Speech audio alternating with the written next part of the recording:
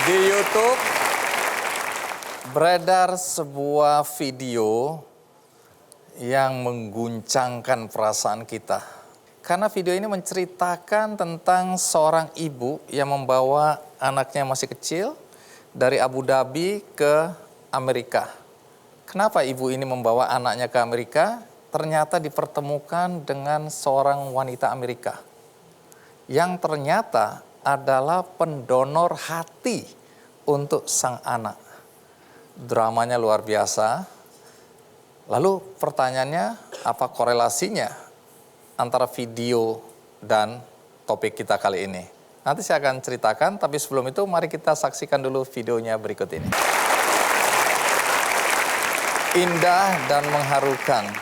Kalau kita menyimak video ini, kita bisa merasakan betapa kemanusiaan itu lintas agama, lintas suku bangsa, kemanusiaan di atas segala-galanya.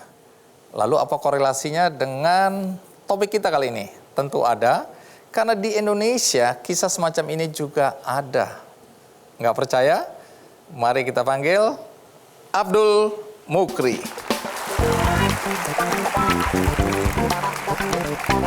Pak Mukri, terima kasih sudah hadir di acara Kikendi. Sama-sama. Iya, silakan duduk. Sekitar 8 tahun atau 9 tahun lalu, dokter memvonis umur Anda sebenarnya tinggal 2 bulan. Itu karena ada penyakit hati ya, yang Anda alami. Nah, kalau boleh tahu, kenapa atau separah apa hati Anda waktu itu sehingga dokter mendiagnosa bahwa Anda mengalami penyakit hati kronis dan usia Anda tidak akan lebih dari 2 bulan? Jadi ketika itu saya kena hepatitis B, Pak ya. Nah, hepatitis B-nya itu sudah stadium akhir. Dan diperiksa dalam organ hati saya itu sudah sirosis. Jadi mengeras gitu mengeras, ya. Jadi hati itu udah nggak berfungsi gitu, sedikit gitu berfungsinya gitu, dok. Jadi fungsi hati Anda waktu itu tinggal berapa persen? Kurang tahu, dok ya, ini ya. Saya manggilnya dok dulu, maaf nih. Iya, iya. Nah, ini karena terlalu sering ke dokter. Atau tampang saya memang kayak dokter. Iya. Saya manggilnya apa ya, Om ya? Udah bagus tadi panggil dok. Dok, saya udah senang nih. Paling tidak orang di rumah bilang, ternyata Pak Andi dokter ya, gitu. Tiba-tiba panggil Om aja, jangan. Bang. Ya, Bang Andi. Jadi kita ini sudah sirosis. Sirosisnya udah stadium akhir ya. Saya sih udah pasrah gitu kayak. Ikhlas gitu. Karena saya udah hampir dari 2004 sampai 2010 keluar masuk ke rumah sakit. Okay. Jadi tiap 6 bulan, 3 bulan sekali masuk ke rumah sakit. Oh, jadi ini sebenarnya prosesnya sudah cukup panjang ya? Lama, iya. Dari umur berapa kena itu? Anda tahu bahwa Anda kena penyakit liver? Kalau 2004, kira-kira umur berapa saya? Loh. Nah. Gini, tunggu. Saya tuh banyak urusan. Iya. Jangan disuruh mikirin tahun berapa Anda. Apa pentingnya buat saya? Anda dong yang harus mikir itu umur Anda. Oke. Seingatnya waktu itu. Seingat aja ya. Lahir tahun berapa sih? Lahir saya tahun 66. Oke, jadi berapakah usianya pada tahun 2014? Oke, anggap aja 2014 ya. 66. Berapa coba bantu dong? Anda umur sendiri aja nggak ingat. Menyusahkan saya ini. Jadi setelah itu ya. Tetap nggak ingat umur? Umur lah. Sekitar umur udah 35 lah. Ya, umur 35. Okay. Saya tuh keluar masuk rumah sakit. Jadi rumah sakit itu udah seperti gimana ya? Udah seperti rumah kedua lah. Tapi saya sempat bangkit lagi ketika baca itu buku yang Dahlan Iskan itu, yang Ganti Hati. Ganti Hati. Ya, Pak Dahlan juga pernah di sini menceritakan kisah yang ada di buku Ganti Hati ya. Baik, nanti kita akan lanjutkan. Bagaimana kemudian sampai Anda kok sampai hari ini bisa tetap hidup ya. Tapi hidup benar kan ya? Oh iya. Baik, tapi sebelum itu ada baiknya kita simak dulu tayangan berikut ini.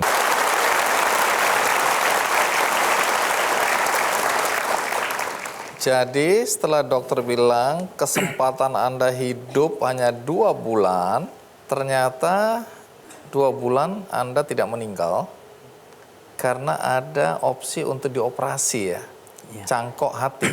Iya, Jadi itu dilakukan di Indonesia. Indonesia. Dan Pak Mukri adalah orang pertama atau pasien pertama yang menjalani operasi cangkok hati pertama di Indonesia, Iya, Bang. di RSCM. Di RCM.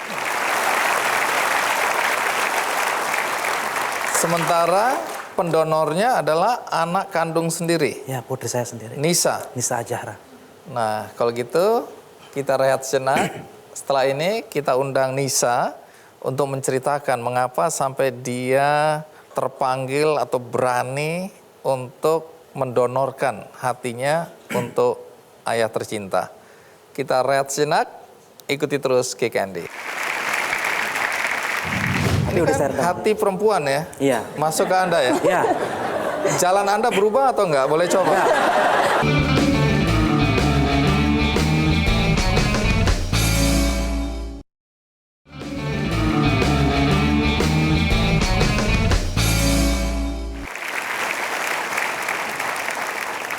Pak Mukri, Anda tanda kutip beruntung ya, Iya. mendapatkan kesempatan sebagai pasien yang pertama. Iya. Tapi ketika dikasih tahu bahwa Anda ini pasien pertama, artinya kemungkinan atau risikonya kan tinggi sekali ya, kemungkinan meninggalnya juga tinggi. Reaksi Anda waktu itu gimana? Ya, emang banyak ya, Pak, ya. Yang menahan saya dan bilang juga, wah ini mah kelinci percobaan katanya. Gagalnya lebih besar katanya, karena baru pertama kali di Indonesia. Tapi saya berpikir, ini adalah kesempatan. Walaupun 1% diberikan Tuhan, saya harus berusaha maju.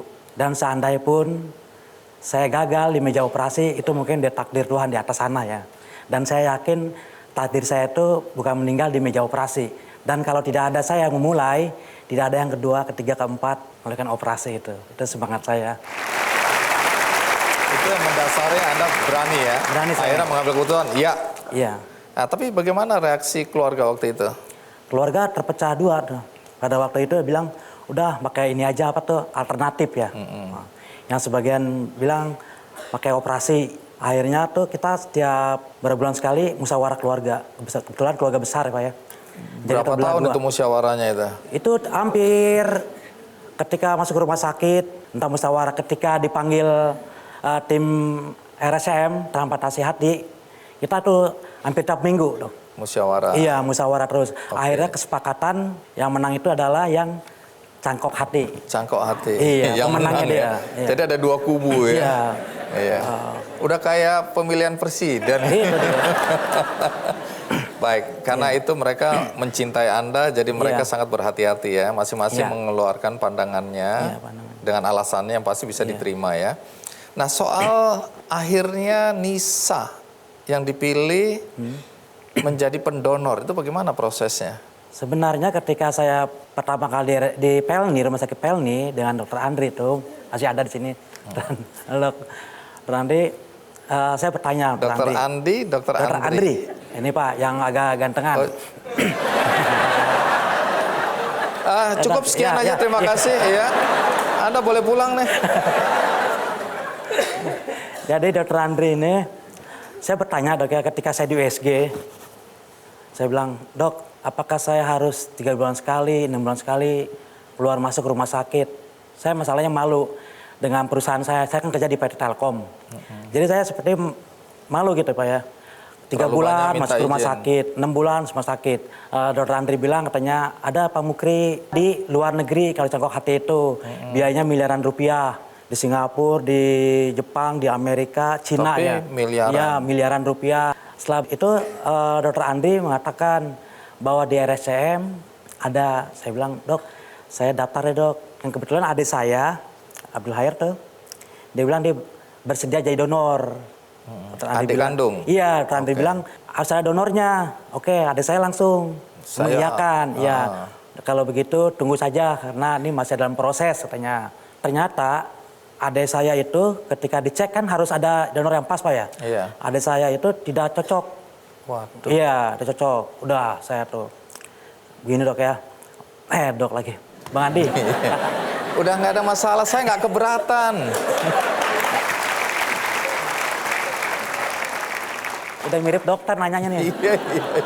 Nah setelah saya pasrah itu udah saya tinggal berdoa saja, ikhlas, pasrah.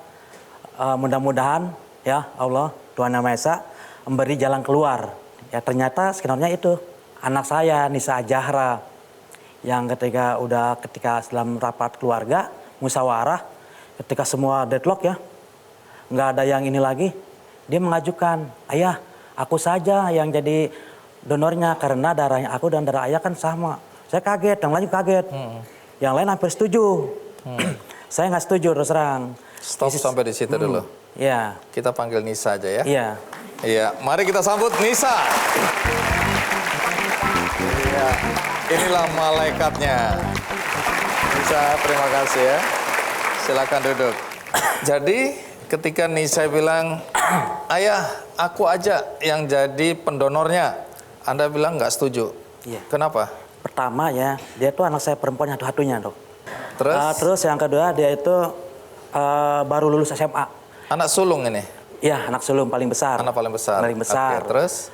Jadi Anda keberatan karena itu ya? Iya. Anak sematawayang perempuan, Iya. baru masuk kuliah. Baru masuk kuliah. Anak sulung, anak yang paling Anak sulung. gede. Oke. Kalau istri setuju atau tidak? Enggak. Berdua Jadi, kita nggak setuju. nggak setuju? Iya, bagi saya udah. Saya bilang, Cak, nggak usah lah, saya bilang. Udah cukup ayah saja. Kamu masih panjang jalannya. Hidupnya masih panjang. Jangan gara-gara ayah, akhirnya kalau terjadi sesuatu, nanti ayah nanti yang menyesal itu. Oke, sampai di Iya. sini. Nisa, kenapa waktu itu kamu mengajukan diri untuk jadi pendonor hati untuk ayah? Mengajukan diri. Iya. Saya yakin sih sebenarnya setiap anak kalau di posisi saya pasti mengajukan diri untuk jadi donor bagi ayahnya. Kayaknya pas ayah dikasih tahu untuk transplantasi hati harus dengan jalan transplantasi hati saya kayak sudah terketuk, kayaknya bakal saya yang jadi donor buat ayah, seperti itu. Jadi firasat itu sudah ada ya? Udah ada. Tapi bagaimana Nisa tahu bahwa hatinya Nisa cocok dengan ayah sehingga bisa untuk donor? Kalau untuk tahu itu kita melakukan berbagai macam tes oleh dokter. Ini sepengetahuan ayah, ibu? Oh atau sudah, Umi? ketika sudah ayah dan Setuju, Umi sudah baru setuju diperiksa. baru diperiksa. Dan ternyata cocok gitu Iya. ya. Tapi dikasih tahu nggak resikonya bagi pendonor? Apa resiko yang dikasih tahu ke Nisa waktu itu? Untuk resikonya sendiri karena hati itu kan bisa tumbuh lagi ya Pak. Jadi nggak banyak sih resiko untuk sayanya juga seperti itu. Oh, baik, jadi sudah dikasih tahu kemungkinan-kemungkinannya ya. Terus bagaimana waktu itu meyakinkan sampai akhirnya ayah dan ibu atau ayah dan Umi ya manggilnya ya? Iya. Itu bisa menerima. Apa yang Nisa sampaikan sebenarnya? Termasuk sulit sih ya. Sulit ya? Iya. Saya sampai 4 kali untuk meyakinkan ayah dan Umi untuk menyetujui keputusan saya. Karena mungkin Umi dan ayah ngerasa saya anak perempuan satu-satunya. Iya. Dan juga saya masih sangat muda saat itu. Jadi mungkin Umi dan ayah nggak setuju gara-gara itu. Baik. Nah, terus singkat kata, operasi berjalan lancar, sukses. Saya ini sebenarnya kepengen tahu ya. Saya ya nggak bisa membayangkan karena nggak ngalami. Secara psikologis, bagaimana perasaan Anda sebagian dari hati yang ada di tubuh Anda itu hatinya Nisa, anak perempuan Anda? Gimana itu rasanya ya? Rasanya pertama kita merasa jadi lebih muda gitu Pak.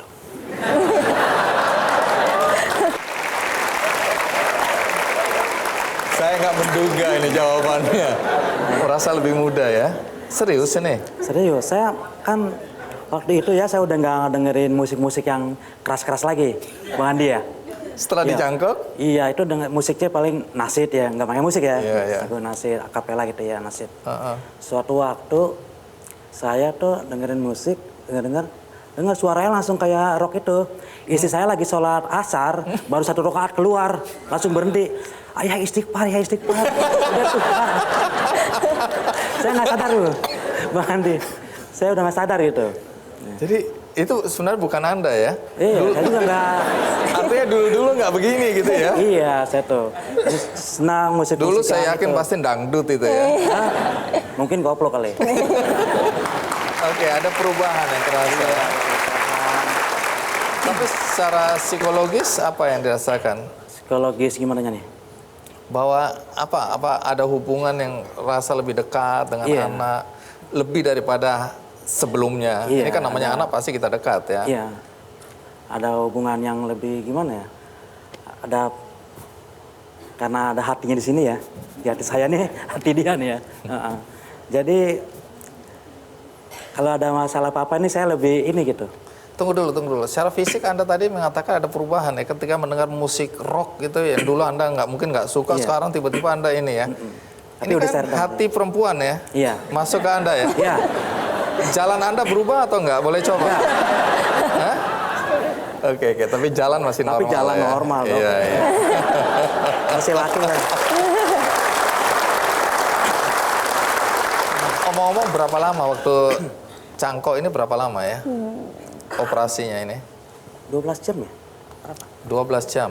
12 13 Oke, sekitar itu ya. 13 jam. Nah Nisa, kamu kan malaikat buat ayahmu ya. Kamu menyelamatkan nyawanya. Apa yang paling membuat kamu bahagia setelah melihat kondisi ayahmu seperti sekarang? Pas waktu saya di ICU, jadi ketika habis dioperasi saya kan sempat di ICU juga ya, Bang Andi. Nah setelah itu pas saya bangun, saya langsung, ini kenapa? Jadi semua alat-alat ada di tubuh saya. Yang tadinya kan saya ngerasa sehat walafiat gitu ya, pas habis di ICU saya langsung, ini kenapa? Kaki saya juga nggak bisa bergerak kan, mungkin karena anestesi ya. Dan saat itu saya yang pertama kali saya kepikiran langsung ayah saya. Dok, saya pengen ke ayah, belum boleh sama dokternya. Pokoknya saya pengen ke ayah gitu. Pas saya langsung sama dokternya dibolehkan untuk ngelihat ayah karena memang ayah beda untuk ruangannya itu. Ayah tuh pakai ruangan kaca. Pas saya masuk, saya lihat ayah saya juga melek, ngelihat saya senyum. Di situ saya bahagia banget. Baik. Nah, di sini ada Dr. Toar dan Dr. Andre. Nanti kita akan dengarkan ya, menjelaskan tentang apa yang terjadi pada Pak Mukri dan Nisa ya, soal cangkok ini. Tapi sebelum itu, kita rehat sejenak, ikuti terus Kick Andy. Kata dokter ini harus dioperasi. Oke, korneanya harus Kalau- diganti. Ya, kalau nggak dioperasi ini jebol gitu. Ibarat tanggul jebol.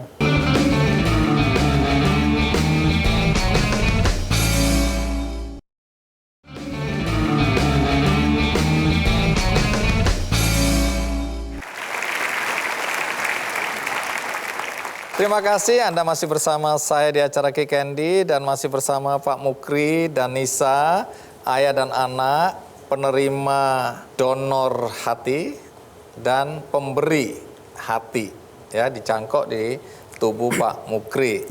Ini menarik ya, sehingga ini menjadi penting kehadiran Dr. Toar Lalisang ya, ada Dr. Toar Lalisang, spesialis bedah digestif, Departemen Medik Ilmu Bedah RSCM, dan juga ada Dr. Andre Sanitioso, spesialis penyakit dalam, konsultan hati. Ini penting supaya kami tahu persis risiko-risiko yang dihadapi, sehingga kalaupun di antara penonton, baik di studio maupun di rumah yang mengalami hal seperti ini, bisa tahu apa saja yang harus diperhatikan dan dijaga. Tapi sebelum itu, persyaratan utama untuk bisa menjadi penerima dan pendonor itu apa syaratnya?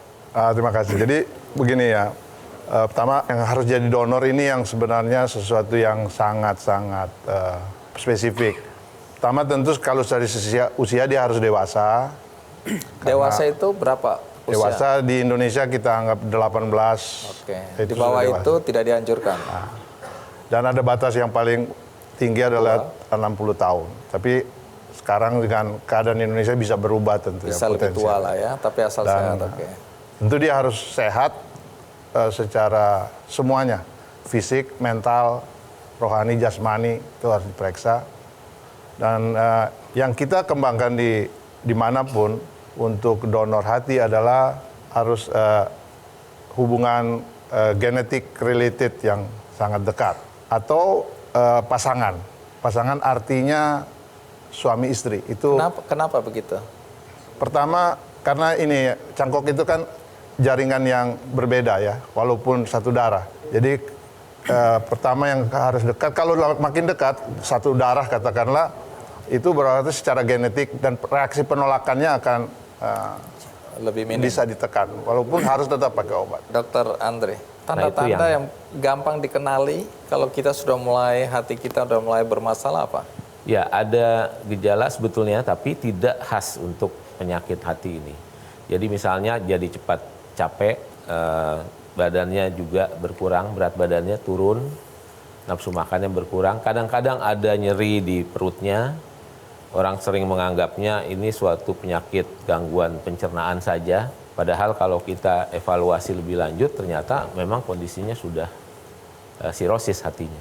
Baik, dengan kondisi seperti itu tadi bagaimana situasi Ya, dan jadi kondisi kalau pasien? memang sudah sampai ke tahap sirosis, jalan yang paling baik adalah melakukan cangkok hati. Ada pemahaman hati itu bisa tumbuh.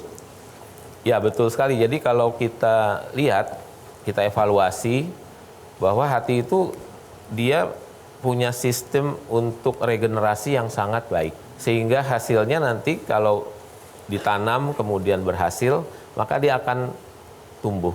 Berapa lama itu sampai kemudian tanda kutip normal? Mungkin sekitar perlu waktu 3 sampai 6 bulan, dia akan sudah mulai perlahan-lahan akan berkembang, Iya. sehingga akan memenuhi kebutuhan untuk kehidupannya. Nah, kalau di Indonesia sendiri operasi cangkok hati, ada data mungkin berapa banyak sebenarnya operasi yang sudah pernah dilakukan di negeri kita tercinta ini? Itu kita sekarang sampai di tim transplantasi kita sudah melakukan 52 transplant dengan 6 yang orang dewasa. Oh, jadi sudah cukup Ya, banyak itu ya. Terima kasih Dokter Toa, terima kasih juga Dokter Andre. Nah, gimana kondisi Anda sekarang? Makin sehat. Makin sehat. Sehat. Nisha, kondisinya bagaimana sekarang? Alhamdulillah sehat. Sehat ya? Iya. Baik, terima kasih sudah Iya. mau berbagi cerita di acara kita nanti ya.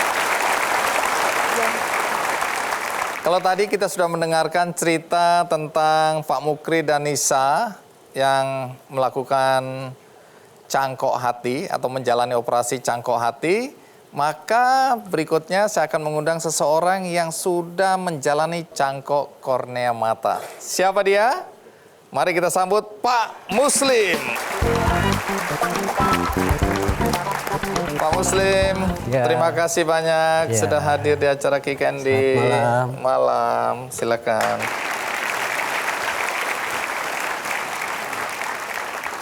Jadi, Pak Muslim sudah pernah menjalani operasi cangkok kornea mata. Pernah. Sudah berapa lama itu? 3 bulan yang lalu. Oh, 3 bulan yang lalu. Oke.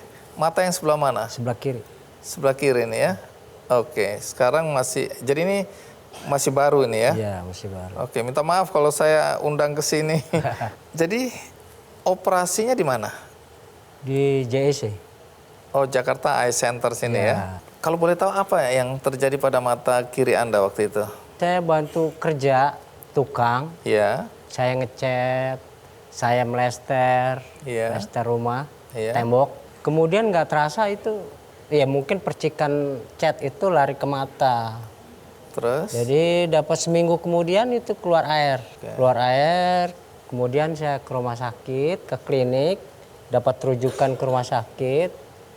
Berapa kali ke rumah sakit itu masih tetap biasa. Masih keluar air Keluar juga? air, kata dokter itu jamur. Jamur. Ya. Baik, jadi terus kemudian nanti cerita kenapa sampai akhirnya dokter memutuskan bahwa ini tidak bisa tertolong lagi mata kiri Anda. Kata dokter ini harus dioperasi. Oke, Ini korneanya harus kalau- diganti. Ya, kalau nggak dioperasi ini jebol gitu. Ibarat tanggul jebol. Ini istilahnya mengerikan banget ya. Itu perkataan dokter, bukan saya. Oh, iya iya. Ya, jadi Pak saya Muslim hanya mengulang kata dokter ya. mengulang. Dokternya ini mendramatisasi, jebol. Waduh. Jebol. Nah, takut jadinya ya. Berarti nggak punya mata saya sebelah. Oke, jadi sebelum kejadian lebih baik dioperasi. Dioperasi. Oke, sampai situ dulu ya. Karena ada baiknya kita lihat dulu liputan berikut ini. Oh, jadi kornea mata yang Sekiri. dipasangkan ke Pak Muslim itu dari donor orang Korea. Iya, betul. Sekarang bisa bahasa Korea nggak? Saya kagak. Enggak. Oh tidak. Oh, tidak. Pak Mukri tadi berubah. Ternyata nggak ada pengaruh ya. Iya. Oke. Itu Tapi saya justru takut ketemu sama yang ngasih not mata ini, Pak. Kenapa? Kenapa? Takut dia datang lagi minta matanya. Iya. Baik. Setelah ini kita akan mendengarkan cerita dari Edi Brokoli yang menjadi calon pendonor mata. Kita lihat sinak, ikuti terus Kick Andy. Kalau Anda meninggal, apa yang terjadi?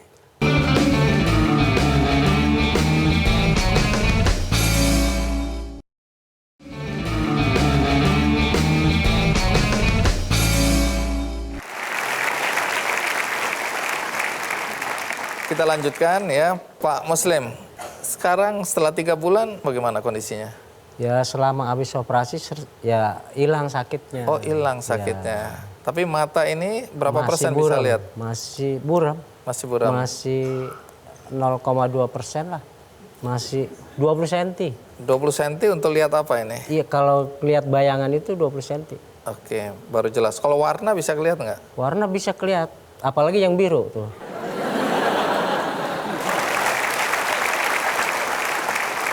Pak Muslim, biasanya yang matre itu perempuan. Saat ini ada dokter mata ya, Rina Ladistia Nora. Nah, ini dari dokter mata subspesialis infeksi imunologi RSCM. Coba dokter Rina, ini pemahaman soal operasi cangkok mata. Ya. Saya membayangkan matanya copluk gitu kan, ditopluk gitu kan. Ya. Pengertiannya apa sih operasi cangkok mata ini? Ini yang diganti cuma lensanya, bukan kornea seluruh biji matanya gitu ya? Bukan seluruh matanya, tapi hanya kornea bagian depan saja yang keruh tadi. Ada yang bilang satu mata bisa dapat beberapa kornea untuk beberapa pasien, betul itu? Betul Pak Andi. Jadi kornea kita itu dia sebenarnya walaupun kesannya tipis, sebenarnya ada 5 lapisan. Jadi kalau misalnya dia terkenanya hanya lapisan belakang, kita bisa hanya ganti lapisan belakang. Dan kita kan kornea matanya bulat. Di pinggir-pinggirnya itu sebenarnya ada sel punca istilahnya, stem cell, yang kerjanya berusaha untuk menjernihkan kornea tengahnya lagi. Ada beberapa penyakit kornea yang mengalami kekurangan sel punca atau kerusakan sel punca, sehingga dari donor kornea itu kita bisa tengahnya ambil untuk kasus kayak Bapak, terus pinggirnya bisa kasus stem cell gitu. Oke, jadi tergantung bisa kasusnya juga tergantung ya. kasusnya juga. Baik, menarik sekali. Nah, kemudian kalau kita bicara cangkok mata di Indonesia, apakah ini operasi yang relatif sudah sering dan biasa saja, atau ini juga ada risiko-risiko? Alhamdulillahnya makin kesini operasi kita makin banyak.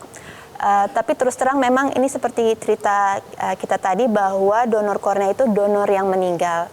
Sayangnya di Indonesia mungkin sosialisasinya kurang banyak karena kalau donor meninggal berarti sebelum meninggal calon donor harus setuju dulu. Itu sulitnya. Karena kalau misalnya udah meninggal kemudian kita mintakan, kita kan nggak bisa nanya balik ke belakang. Dibangunin dulu Iya, dong. dibangunin dulu nggak bisa. Dan lagi keluarga pasti kan lagi bersedih. Itu pasti Iya. akan sulit sekali. Situasinya mungkin emosional ya. Betul. Jadi jauh-jauh hari kalau mau donor, itu sudah ada. Ini donor kemana ini ya? Kita punya Bank Mata Indonesia dan kita juga punya cabang di seluruh Indonesia. Itu bisa daftar di setiap cabang Bank Mata Indonesia. Baik, nanti cerita. Nah, tapi sekarang antara ketersediaan mata atau kornea mata dengan pasien yang membutuhkan, kondisinya bagaimana sekarang ini? Itu sangat jauh sekali memang Pak Andi. Jauhnya itu artinya apa? Jadi sekitar ada 170.000 pasien yang sebenarnya memerlukan donor kornea ini. Sedangkan sampai sekarang yang di database kita di Bank Indonesia baru 15.000 calon donor yang mendaftarkan. Oke, jadi timpang sekali ya. Timpang antara sekali dan itu kebutuhan. calon, kita kan nggak bisa minta cepet Iya, itu ini calon kan. belum tentu bisa juga diminta ya. Nggak bisa diminta juga cepet-cepet. Belum lagi ada perlawanan dari keluarga gitu ya. Iya betul, Oke, syarat jadi donor apa? meninggal. Oh iya. Kalau kita panggilkan calon pendonor tanpa kita doakan agar dia meninggal. Iya. Edi Brokoli. Sebenarnya saya malas ngundang dia ini. Kalau lihat rambutnya ingat masa laluku. Dia masih punya aku nggak? Ya silakan duduk Edi Brokoli. Oke, Ed. Ya. Coba cerita bagaimana sampai kemudian seorang Edi Brokoli terpikirkan untuk mendonorkan matanya ketika meninggal nanti. Tidak terpikir karena tidak terpikir. orang tua yang mendaftarkan kami. Jadi anak-anak. keterpaksaan ini. Orang tuanya ada di sini nggak? Ada. Mana orang tua itu? saya? Ini dia. Tega betul ya ibu bapak ya. Tapi kalau lihat tumbuh seperti ini, saya pikir bagus juga. Oke, jadi orang tua dulu yang mendaftarkan pada saat? Pada saat mungkin saya masih SMP ya mungkin ya. Oke, ya ini berarti kesadaran jauh hari ya? Ya betul. Sebelum ada musim donor-donor seperti sekarang ya? Pada saat waktu itu donor mata belum dikenal sebagai donor kornea bahkan. Tadi Anda mau tunjukkan apa ya tadi? Ini yang zaman dulu, waktu orang tua saya menjebak saya menjadi calon pendonor. Enggak lah, itu tujuannya baik Ya, gitu. bahasa supaya Kak- anak ini bisa bahasa berbakti Bang dan Andi masuk kan surga. Ini punya ayah saya, Bang Andi. Nah, dulu begini bentuknya. Oh, Sudah ini lama sekali. ada kartu tanda sebagai calon pendonor. Betul. Wah, Bapak dulu ganteng juga ya, Pak ya? Sekarang lebih ganteng lah ya. Oh, ini dari Bapak. Terus Nah, punya dulu, mana? dulu Oh, surat model gini. pernyataannya dengan kartunya bersatu. Sekarang surat pernyataannya terpisah, kemudian sudah menandatangani. Tahun surat. berapa ini? 1990. 90. Perkumpulan Penyantun Mata Tunanetra Cabang Bandung, tanda anggota donor mata. Sekarang Apabila kita sudah menandatangani menjadi calon pendonor mata, kita dapat kamu kartu. kok jadi kayak penjual asuransi gitu? Ini keluarga saya semua, Bang. Oke. Ayah, istri, anak, 2 anak. Wow, jadi Tapi sudah tidak ada. Ya, turun temurun bahkan melebar ke ya. menantu, cucu gitu ya. Insya Allah. Oke, luar biasa ini ya. Jadi awalnya memang tradisi keluarga. Tradisi keluarga. Nurun, kemudian Edi Brokoli menurunkan kepada istri dan Ya. mengajak anak juga. Ya. Oke, menarik ya. Nah, ini jadi sudah ada tanda tangan, sudah resmi. ya. Dan kalau Anda meninggal, apa yang terjadi? Nanti keluarga kami akan segera menghubungi Bank Mata bahwa ada calon pendonor mata yang meninggal untuk segera didatangi, kemudian segera dilakukan eksisi untuk kemudian diproses oleh Bank Mata. Ada penyimpanan dulu, kemudian karena sudah banyak yang menunggu, nanti yang menunggu akan segera diterima. Mendapatkan. Ya, gitu. Oke. Dokter Rina, berapa lama jangka waktu untuk bisa menyelamatkan kornea mata seseorang atau pendonor yang baru meninggal? Berapa lama jangka waktunya? Paling baik setelah calon donor meninggal itu diambil dalam 6 jam pertama kematian. Terus bisa bertahan disimpan berapa lama? Nah, supaya dia masih bagus, indikasi yang paling baik adalah untuk indikasi optikal itu dalam 2 minggu sebaiknya sudah dioperasi. Bagaimana kecocokan itu ada atau semua orang pasti cocok? Nah, ini keunikan untuk donor kornea karena kornea itu jauh dari pembuluh darah dari mana-mana. Jadi tidak butuh matching golongan darah, nggak perlu matching genetik. Dia survivalnya lebih tinggi dibandingkan donor ginjal dan donor hati. Kalau minus kayak saya gini terus ada plusnya gimana? Nggak berpengaruh. Nggak masalah. Tetap bisa? Tetap bisa. Yes.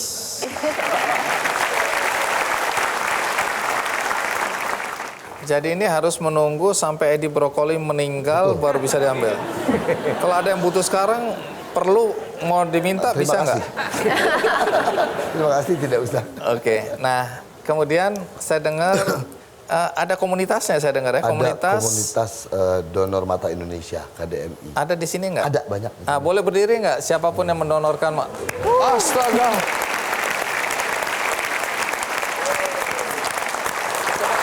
Saya nggak nyangka sebanyak ini ya. Jadi ini sudah tercatat semua nih? Semua. Oke, terima kasih. Silakan duduk. Jadi kalau ada apa-apa sebenarnya sudah makin tenang kita ini ya. Iya, insya Allah. Terus katanya ada satu kampung yang mendonorkan Baru atau jadi calon pendonor mata. Baru saja ada satu desa di nama desanya Desa Tenjowaringin di Kabupaten Tasikmalaya. Kemarin menyatakan diri sebagai desa siaga donor mata karena hampir 2.000 warga desa tersebut sudah mendaftarkan diri menjadi calon pendonor. Tunggu, kenapa warga desa sampai seperti itu? Semua berdasarkan hal yang sama mungkin ya. Ini jadi satu informasi yang kemudian disebarkan. Kami dari komunitas ini sama-sama ingin berbuat kebaikan untuk orang lain. Karena saya juga begitu diajarkan oleh orang tua. Saya Muslim, saya pikir di semua agama juga diajarkan hal yang sama bahwa sebaik-baik manusia adalah manusia yang berguna untuk orang lain. Nah, mungkin itu juga yang menjadi dasar. Dengan apa yang kamu lakukan ya, menjadi calon pendonor dan kita lihat tadi begitu banyaknya yang hadir di studio yang pada dasarnya sudah juga menjadi calon pendonor. Ya. Apa sebenarnya harapanmu? Mudah-mudahan di Indonesia semakin banyak. Ya, dan Indonesia kan tidak menganut prinsip mandatori untuk warganya untuk menjadi pendonor mata.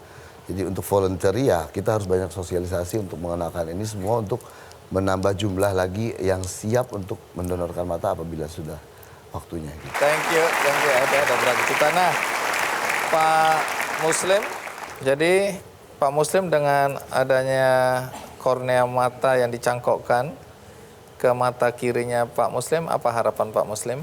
Ya, mudah-mudahan saya dapat melihat kembali. Dan terima kasih bagi pendonor. Mungkin didengar oleh keluarganya ya. Ya. Baik, terima kasih sekali lagi Pak Muslim. Terima kasih Edi Brokoli yang sudah berbagi cerita dengan kami semua di sini.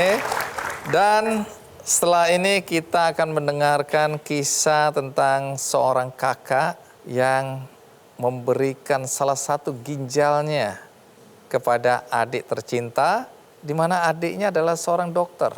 Walaupun anak dari kakak ini melarang ibunya untuk mendonorkan organ tubuhnya. Lalu apa yang terjadi? Bagaimana akhir dari cerita ini? Saya rehat sejenak, ikuti terus Ki Candy.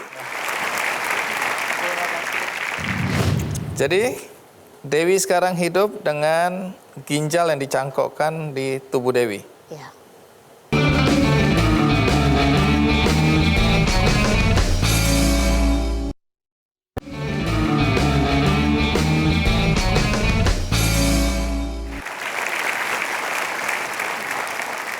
Ini cerita tentang dua perempuan kakak beradik. Kakaknya menyerahkan satu ginjalnya untuk sang adik.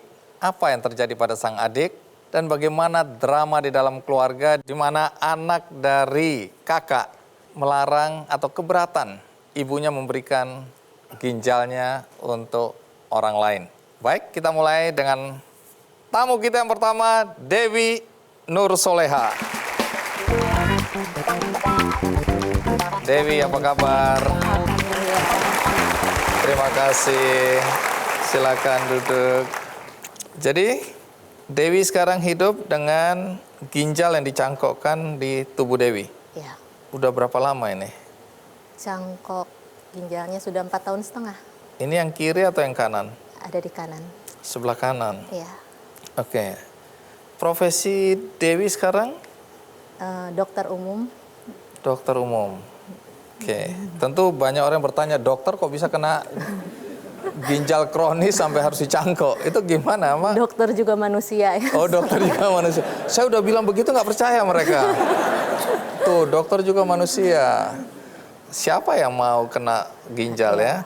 Tapi kan harusnya tahu tanda-tanda sejak awal. Sehingga tidak harus sampai kronis. Kejadiannya mungkin kurang lebih 6 tahun yang lalu. Kok perasaan kondisi saya kurang fit gitu. Badannya nggak enak, sementara saya kan harus sebagai dokter tetap melayani pasien di klinik. Saya pada saat itu memiliki klinik sendiri gitu. Jadi belum sadar bahwa ini urusannya serius ini. Iya, nggak tahu saya. Akhirnya saya pada saat itu berobat konsul ke rumah sakit Boromius di Bandung. Terus akhirnya cek lab saat itu karena kondisi saya lemas banget. Akhirnya dicek lab, selang 1 jam saya dikasih tahu kalau saya gagal ginjal kronis dan saya harus menjalankan cuci darah. Ya, saya juga manusia takut, denial, ada perasaan, kok bisa sih saya seperti itu gitu kan? Karena riwayat dulunya saya nggak punya penyakit yang berat gitu. Paling kalau sakit pun batuk pilek seperti biasa aja. Dan nggak pernah. Iya, ginjal. Dan jarang, saya termasuk yang jarang sakit gitu pada saat itu.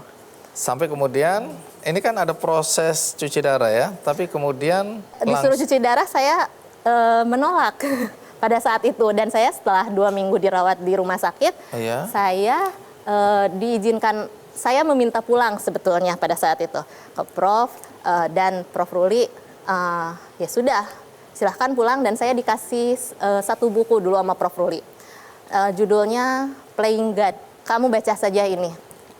Saya ke rumah tuh cari second opinion. Saya berniat untuk mencari second opinion ke dokter lain, sambil tanya-tanya informasi ke teman, googling dan lain-lain lah gitu. Akhirnya dan saya melakukan alternatif pada saat itu. Prof Ruli juga. Pengobatan alternatif? Ya, saya sempat. Setelah saya pulang tuh saya menarik nih dokter, tapi saya melakukan pengobatan. Namanya orang panik ya. Iya. Oke. Dan saya juga. Stop sampai di situ dulu. Oh, iya. Ya, alternatif ya. Ya, sebelum kita lanjutkan ceritanya, mari kita simak dulu tayangan berikut ini. Jadi sebelum memutuskan untuk cangkok ginjal, sempat melakukan upaya pengobatan alternatif. Iya. Sebelum cuci darah saya. Bahkan sebelum cuci darah? Iya. Kenapa sampai terpikirkan seperti itu? Saya mencari informasi dari sana sini, memang kebetulan kan saya dokter. Kalau dokter tuh banyak tahu ya, jadi setidaknya kan saya tahu lah penyakit ini gitu. Makin stres. Semakin stres, saya semakin banyak baca, semakin saya banyak googling, semakin stres, sampai saya sempat dimarahin sama Prof Ruli. Ngapain kamu banyak baca-baca? Udah santai aja, udah kamu mah serahin aja sama Allah.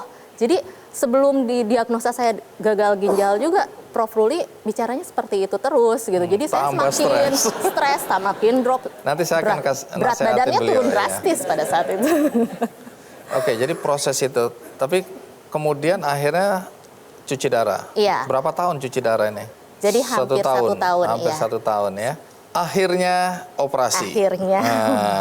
Tapi kalau boleh tahu, waktu diputuskan kakak menjadi pendonor, ada upaya lain nggak untuk mencari pendonor lain?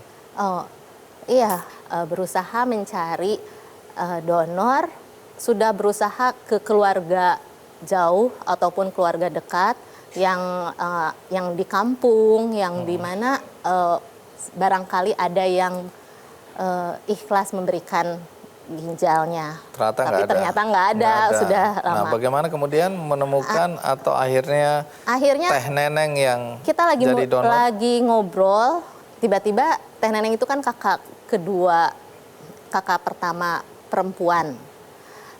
Di situ ada Teh Neneng, Teh Pipit, ada kakak saya yang laki-laki, ada suami, mama, papa semua ada. Tiba-tiba nyeletuk aja Teh Neneng, saya bersedia untuk mendonorkan ginjal.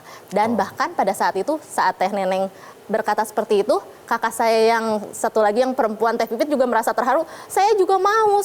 Jadi saya saat itu mah kaget, terharu, jadi nggak bisa apa-apa. Saya mah udah pasrah aja sebagai pasien saat itu mah gitu kan, udah divonis seperti itu. Akhirnya ya mama papa saya awalnya mah takut lah, pasti ada ketakutan kalau anaknya mendonorkan ginjal, takut ada apa-apa nantinya gitu kan. Jadi kakak-kakak Anda ini baik-baik ini ya. Alhamdulillah. Begitu tahu adiknya ya. Setelah ada kakak selain Teh Neneng mana? Ada kakak di sini? Ada kakak saya yang mana kakak yang baik? Yang Teh Pipit juga mau itu. Ya. Tolong nanti siap-siap ya. Kalau ada yang membutuhkan lagi ya. Oh, jadi kedua kakak baik-baik ya? Iya. Berebut malah ya, udah saya Iya. aja gitu ya? Dan dengan banyak pertimbangan, akhirnya sudah Teh Neneng saja. Ya Teh Neneng, udah saya saja gitu. Kebetulan Oke, kalau pada gitu saat kita itu, panggil aja dulu Teh Oh, Neneng iya, ya. iya, iya. Oke, mari kita sambut Teh Neneng. Teh Neneng, apa kabar? Baik. Iya, silakan duduk. Iya, kakak adik salam-salaman dulu ya. Teh Neneng, Iya, sehat? alhamdulillah. Alhamdulillah sehat ya. Jadi selain anaknya Teh Neneng yang tidak setuju, ya Teh Neneng memberikan satu ginjal kepada Dewi, juga Teh Neneng sudah membuat surat wasiat. Tapi surat itu belum pernah dibuka ya. Dan hari ini saya mohon maukah dibuka dan kita dengarkan apa isi surat wasiat itu ya. Boleh ya? Boleh. Oke, kalau gitu kita rehat sejenak, ikuti terus Kick Candy. Adek, besok ibu harus masuk rumah sakit buat operasi. Menjalankan ibadah ibu. Semoga ini jadi amal ibadah jariah ibu untuk bekal ibu pulang.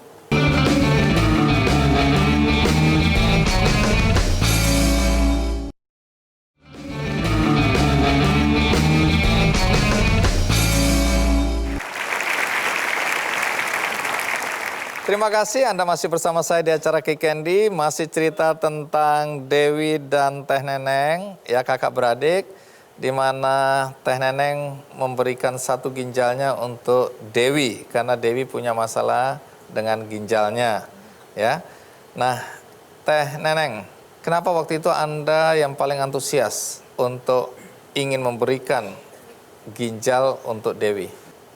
Dari pertama Dewi divonis gagal ginjal, saya hafal betul sakitnya Dewi, proses Dewi harus cuci darah, bahkan sampai di sela-sela saya nunggu Dewi cuci darah tuh saya kadang suka banyak cerita dengan pasien, dengan pendamping pasien, bahkan dengan dokter juga saya jadi istilahnya saya jadi banyak belajar apa itu gagal ginjal. Baik, gara-gara interaksi dengan pasien-pasien juga Iya. mempengaruhi ya. Iya, Tapi saya dengar dari keluarga ada juga yang bilang bahwa Dewi bagi keluarga itu sangat berarti. Ya semua pasti ya, anak-anak saudara berarti. Tapi apa yang membuat Dewi punya peran atau kedudukan istimewa di dalam keluarga?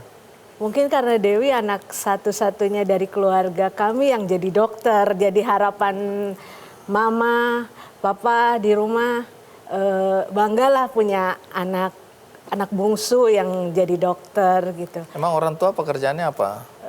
Jualan di pasar, ya di punya toko depan pasar.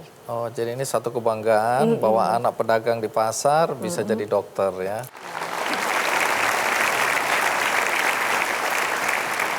Tapi kan waktu itu ketika akhirnya keluarga setuju deh Teh Neneng. Tapi kan anak nggak setuju, anak perempuan ya? Iya, kebetulan saya punya anak Satu-satunya. satu-satunya. Dan dia tidak setuju ibunya memberikan ginjalnya walaupun untuk adik kandungnya sendiri. Itu kenapa dulu? Bagaimana ceritanya? Dia sih nggak bilang tidak setuju ya, cuman ada rasa ketakutan, takut ibunya meninggal. Oke, jadi keluarga lain nggak keberatan, pada dasarnya bisa memahami ya? Ya intinya saya bukan hanya sayang sama Dewi, saya sayang sama Seluruh orang tua, keluarga, ya. keluarga. Karena Dewi sakit tuh, Semua menderita. iya keluarga jadi ikut sakit. Proses operasinya berapa lama? 7 jam. Yang pasti waktu proses operasi saya duluan yang masuk kamar operasi, beda 45 menit sama Dewi. Dan yang keluar terakhir pun saya. Dewi sore jam 3 gitu udah bisa keluar. Kalau saya jam 8 malam kalau nggak salah tuh saya baru keluar, dan itu yang bikin anak saya tambah Waduh, tambah jantungan ya. jantung. Baik, jadi sekarang masing-masing hidup dengan Satu ginjal. satu ginjal. Dewi ginjal yang Kanan. kanan, yang dikasihkan Saya yang Yang kanan kanan. yang kanan. dikasih. Tapi soal surat wasiat. Coba sebenarnya apa? Ini kan Ana nggak setuju, tapi bukan nggak setuju, ketakutan ibunya pergi selama-lamanya. Iya. Terus, ini kapan surat wasiat ini ditulis? Pada saat saya di calling, waktu itu hari Rabu, karena operasi hari Sabtu, hari Rabu saya di calling, kalau Neneng harus segera masuk ke rumah sakit. Nah, malam Rabu itu di rumah, baru di situ saya merasakan takut. Mungkin takut sama yang dirasakan sama anak saya, takut meninggal. Terus nulis surat wasiat. Apa ya, mungkin ya seperti itulah. Surat terakhir gitu ya. Iya. Oke, boleh lihat nggak suratnya? Katanya belum pernah dibuka karena apa? Syarat untuk dibuka kalau aku sudah tidak ada gitu ya? Di surat emang. Coba boleh lihat. Ini buat yang tersayang Mutiara Alia Sofa. Ini anak perempuan. Iya. Oke, surat ini hanya boleh dibuka kalau Neng nggak kembali lagi ke rumah. Iya. Makanya nggak pernah dibuka karena saya kan pulang. Tapi sekarang boleh dibuka nggak? Kan pengen tahu ya nulis apa gitu. Boleh dibuka?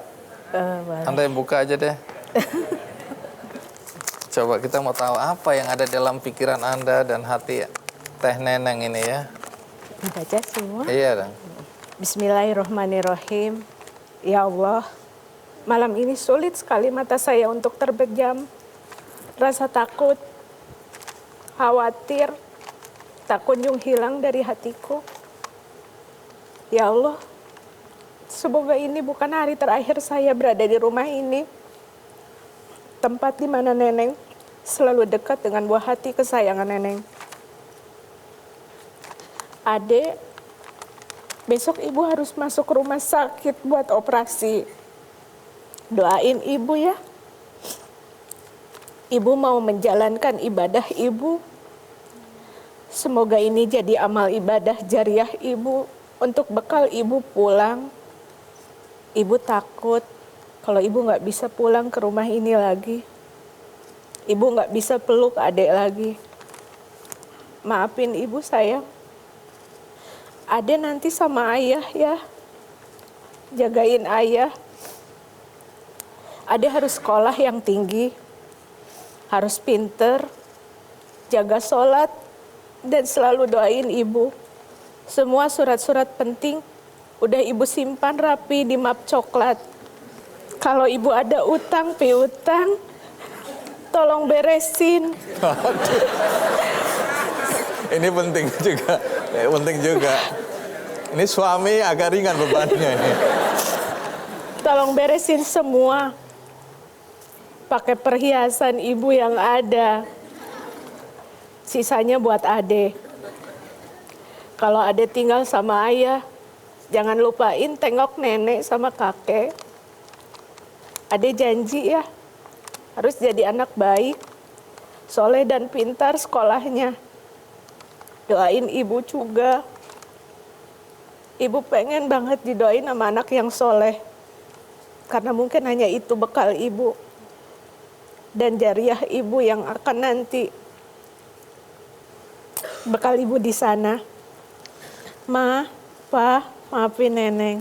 Itu aja.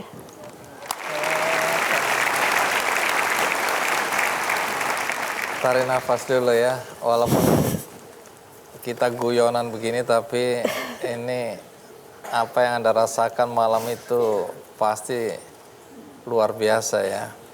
Iya, Tapi- nggak tidur. Beres-beres aja terus. Tapi Tuhan punya kehendaknya sendiri ya, sehingga sampai hari ini segar bugar ya kita lihat. Dan kita doakan akan terus segar. Amin. Nah, kembali ke Dewi. Nah, saya juga ingin tahu apa makna pengorbanan kakak bagi Dewi. Maknanya ya kakak, alhamdulillah sebegitu sayangnya kepada saya, kepada keluarga. Khususnya ya kepada orang tua saya, kepada mama sama abah. Memang di keluarga itu kakak ini memang menjadi satu-satunya penolong buat keluarga. Bukan hanya buat saya saja tapi buat anggota keluarga yang lainnya juga. Gitu. Jadi ya saya pada saat itu saja mendengar kakak saya mau mau mendonorkan ginjalnya buat saya tuh perasaannya sempat jangan, dalam hati saya tuh jangan gitu. Cukup saya saja yang sakit, karena jangankan anaknya yang takut kalau teteh meninggal, saya sendiri juga takut lah nanti mama sama papa gimana, nanti takut kehilangan dua orang anak, ya gitu. Pasti perasaan itu ada. Akhirnya ya karena kita sering musyawarah, sering rapat, sering konsultasi sama dokter, perasaan itu kita semakin yakin, insya Allah ikhtiar, mudah-mudahan ini yang terbaik. Gitu aja. Oke, terima kasih sekali lagi Dewi, terima kasih Teh Neneng ya udah berbagi cerita. Semoga banyak sekali orang-orang di sana yang mungkin mengalami hal yang sama, yang kemudian semakin bersemangat, terinspirasi untuk bisa hidup lebih lama lagi. Di sini ada teman-teman Komunitas Pasien Cuci Darah Indonesia. Pasien Cuci Darah Indonesia, boleh berdiri? Iya, tetap semangat. Semangat, ya. Oke, kita berikan aplaus dan semangat buat teman-teman kita ya. Terima kasih. Boleh silakan duduk. Sekali lagi terima kasih. Iya. Semoga ini memberikan semangat bagi kita semua ya. Amin. Baik, di akhir acara ini seperti biasa saya ingin tahu apakah semua sudah menerima buku ini? Apakah semua bahagia? Baik, kebahagiaan yang sama saya ingin bagikan buat penonton di rumah. Anda juga bisa mengakses buku ini. Buku ini khusus, spesial, Harmoni Itu Kita, karena diterbitkan berkaitan dengan semua narasumber Kick Andy yang pernah terpilih menjadi Kick Andy Heroes. Ya.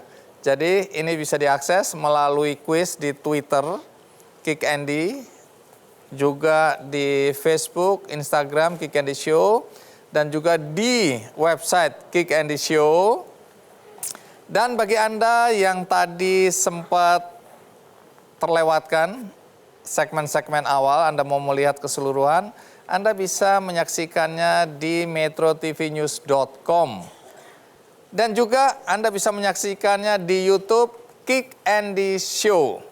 Akhir kata, semoga topik kali ini juga memberikan inspirasi bagi Anda untuk berbuat baik dalam hidup Anda. Sampai jumpa.